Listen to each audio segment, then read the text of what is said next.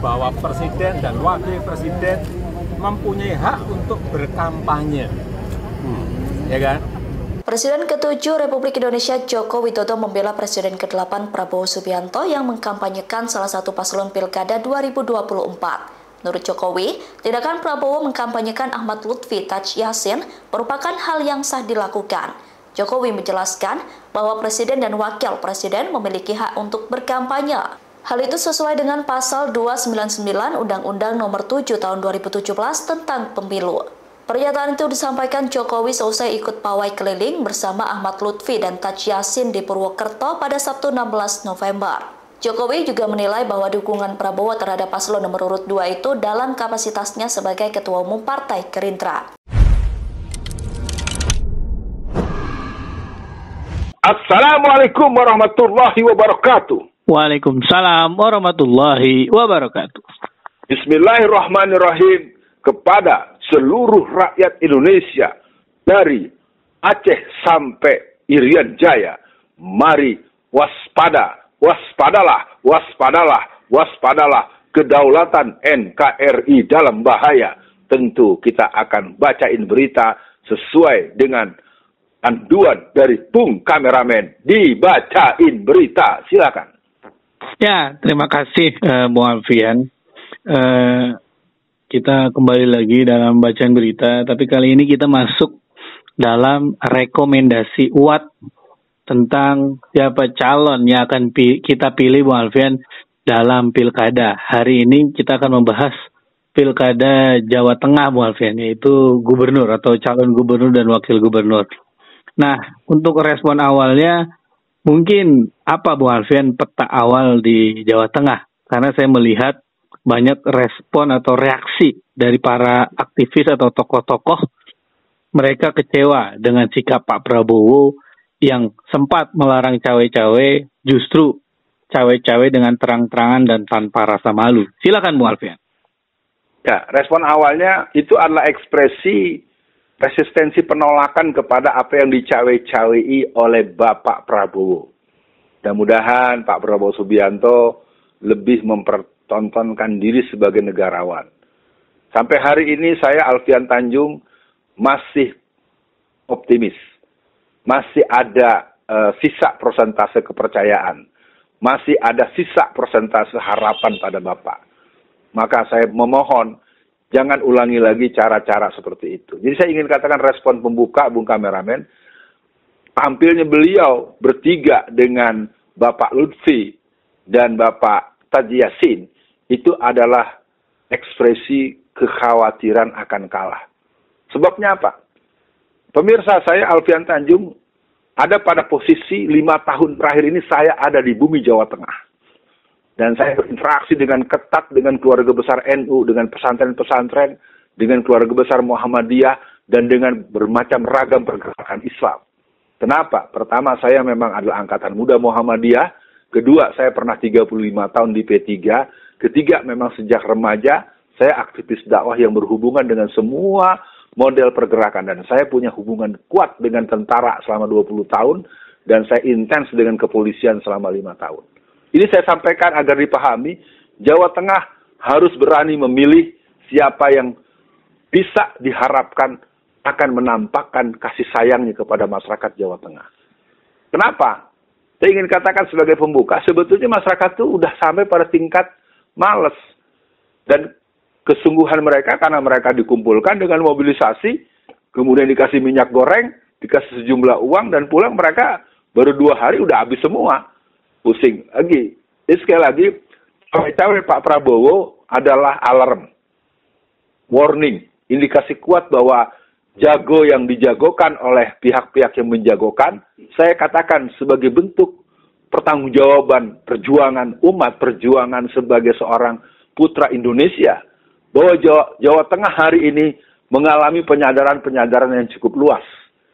Terus terang saja, saya paling tidak memberikan setetes 2 tetes suluh-suluh kesadaran. Yang jelas, cawe-cawe Pak Prabowo sebaiknya tidak diteruskan untuk calon yang lain. Biarlah bertanding bagaikan dulu orang melihat sikap Bapak Ali Sadikin. Ali Sadikin jadi gubernur Jakarta, tapi dia biarkan akhirnya P3 bisa mengalahkan Golkar. Nah, untuk Jawa Tengah, saya ingin kasih kode keras, kita memang punya dilema yang sangat serius. Yang satu, pihak kelembagaan yang tidak pernah minta maaf pada masyarakat. Yang satu lagi, punya kebijakan yang sebetulnya membuat pertanyaan. Ketika ada keberbolehan, anak-anak PKI boleh masuk institusi pendidikan militer. Tetap ini jadi catatan, dan saya sebagai orang yang menjadi bagian dari darah dan air mata Indonesia, memberikan satu harapan kepada masyarakat.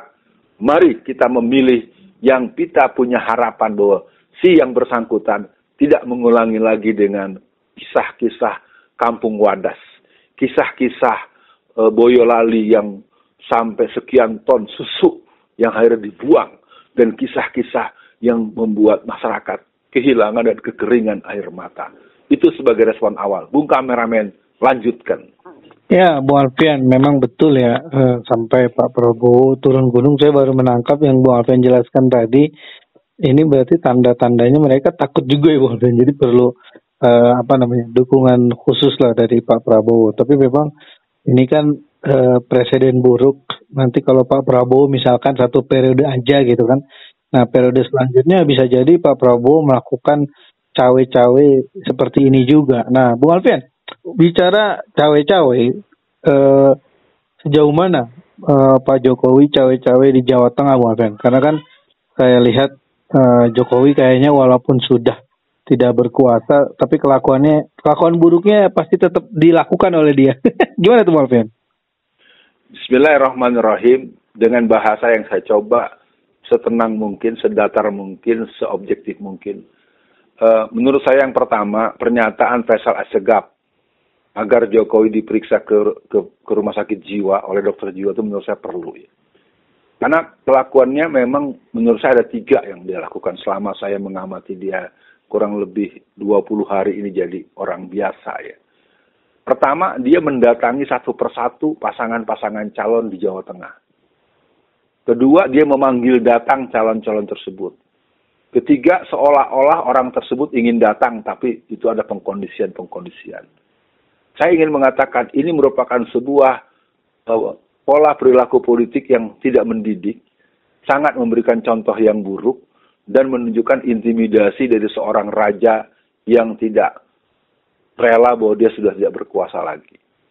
Pendapat yang menyatakan bahwa Jokowi adalah orang yang tidak punya kekuasaan, tapi menguasai yang sedang berkuasa, secara hipotetik ini bisa dilihat sebagai sebuah indikasi-indikasi yang diduga.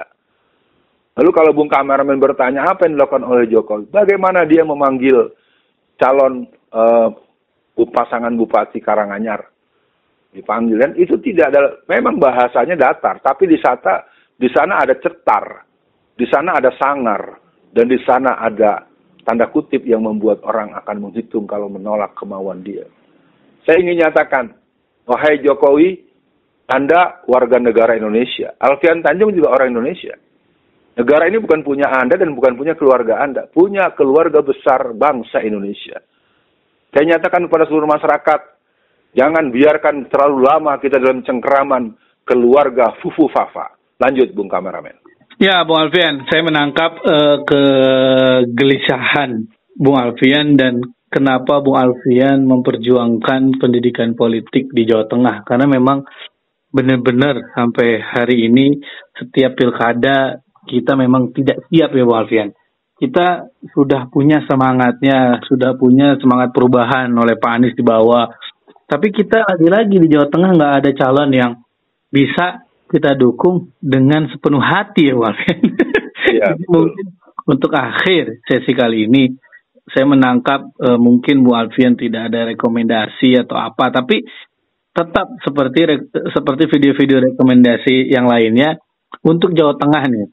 Rekomendasinya bagaimana Bung Alfian agar masyarakat Jawa Tengah minimal punya pilihan yang sedikit buruk dari yang buruknya kebanyakan. Untuk closingnya silakan Bung Alfian. Ya, terima kasih Bung Kameramen yang punya kemampuan untuk mengimbangi Bung Alfian yang memang punya tingkat kegelisahan, bukan dalam artian stres ya pemirsa ya. Maka saya ingin katakan yang pertama. Yang pertama, pendidikan politik Islam. Insya Allah di akhir tahun ini kita masuk kepada pendidikan politik yang ke-26. Dan kita menamakan pendidikan politik Islam milenial kolosal. Dan kita sudah mentargetkan peserta 500 orang. Mohon doa restunya buat seluruh masyarakat Indonesia. Kita akan menjadikan Jawa Raya tempat kembalinya tapak-tapak jihad Pangeran Diponegoro. Yang kedua, berhubungan dengan pilkada Jawa Tengah, saya harus berani memberikan kode bahwa pilihlah yang kalau dia memimpin, dia akan sayang pada rakyatnya. Jangan pura-pura sayang. Apakah itu ada pada Lutfi dan Tat Yassin? Silahkan periksa. Jangan ada dusta di antara kita. Siapa yang tidak pernah minta maaf pada rakyat, walaupun kesalahannya sudah banyak sebanyak-banyaknya. Yang kedua, kepada Bapak Andika Perkasa dengan Pak Hendi. Saya ingin ingatkan, apapun yang berhubungan dengan kebangkitan PKI, itu sudah tidak boleh lagi diadakan indikasi pemihakan. Maka pilihlah masyarakat, apakah kita pilih Lutfi dan Tat Yassin, atau kita pilih Pak Andika. Saya berikan penegasan, pilih yang kalau dia menang, dia akan sayang pada rakyatnya. Satu, tidak semena-mena menaikkan pajak. Karena di daerah ini, Bung Kameramen, sebagai penutup, pengambilan pajak itu seperti zaman penjajahan Belanda.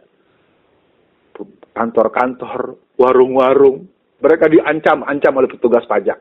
Catat semua masyarakat Indonesia, pedagang-pedagang kecil, pengusaha-pengusaha menengah ke bawah, itu didatangi oleh petugas pajak dengan ancaman-ancaman yang mengerikan. Ini kelihatannya menjadi satu efek daripada rezim Mulyono. Yang terakhir, kepada Jawa Tengah, saya nyatakan pilih calon-calon yang dia kerap terlihat di masjid dan dia punya pemihakan kepada agama kita. Karena ada satu indikasi kuat yang pura-pura Islam. Padahal saya punya pengetahuan beberapa orang itu ternyata sebetulnya dia masih Kristen. Itu perlu dilacak. Jangan terbiasa dibohongi oleh orang-orang yang dicontohkan oleh si Pinocchio ini. Pinocchio ini yang suka berbohong, akibatnya di bawah banyak yang bohong. Maka sebagai penutup, mari kita siapkan napak tilas Pangeran Diponegoro, napak tilas Kimojo yang bersambung dengan Tuanku Imam Bonjol di Sumatera Barat. Dengan sorban putih, baju putih, kuda putih, kita putihkan Jawa Raya untuk langkah politik ke depan. Mari pilih gubernur Jawa Tengah yang kita punya dugaan kuat, dia akan sayang pada rakyatnya, bukan sayang pada oligarki, bukan sayang pada dinasti Mulyono, dan bukan sayang pada penjahat-penjahat ideologi negara. Sekian, Assalamualaikum warahmatullahi wabarakatuh.